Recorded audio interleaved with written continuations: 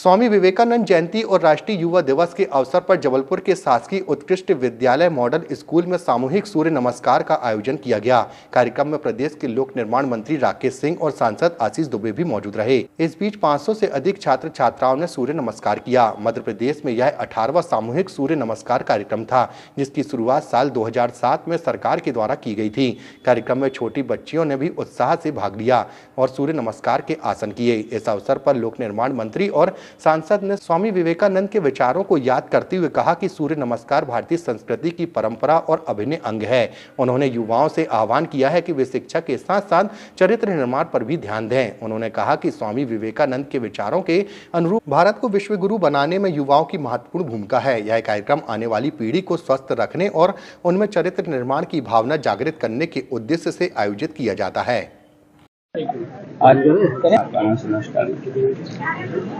आज यानी 12 जनवरी को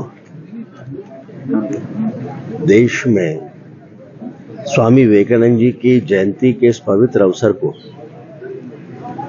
युवा दिवस के रूप में मनाया जाता है। स्वामी विवेकानंद जी यानी एक ऐसा नाम, एक ऐसे महापुरुष जिनका स्मरण करते ही मन श्रद्धा से भर उठता है।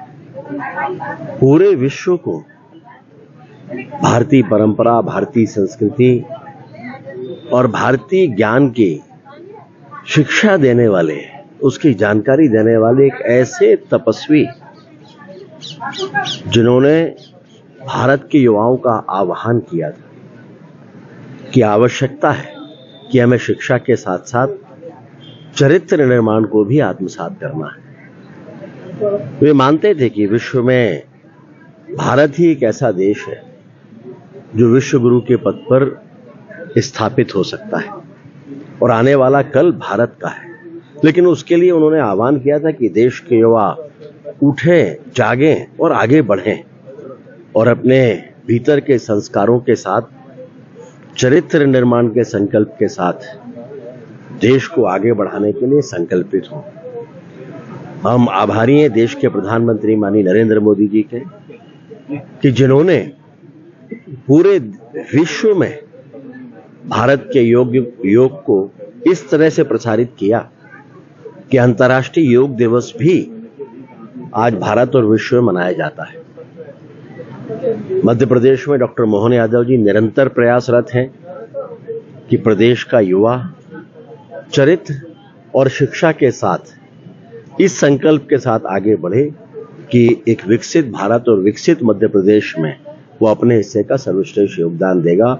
आज युवा दिवस के अवसर पर सभी युवाओं को मेरी ओर से बहुत बहुत शुभकामनाएं।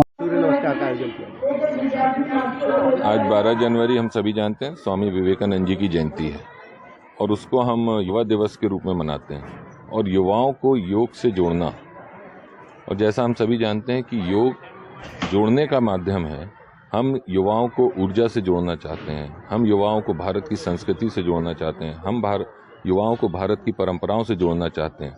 और चूंकि भारत आज विश्व का सबसे युवा देश है और जैसे हमारे यशस्वी प्रधानमंत्री जी ने संकल्प लिया कि 2047 में भारत विकसित राष्ट्र बनेगा, उसके लिए एक ठोस कदम उठाने की ज़रूरत है जिसमें युवाओं को आगे आना पड़ेगा, युवाओं को प्रेरित करना पड़ेगा।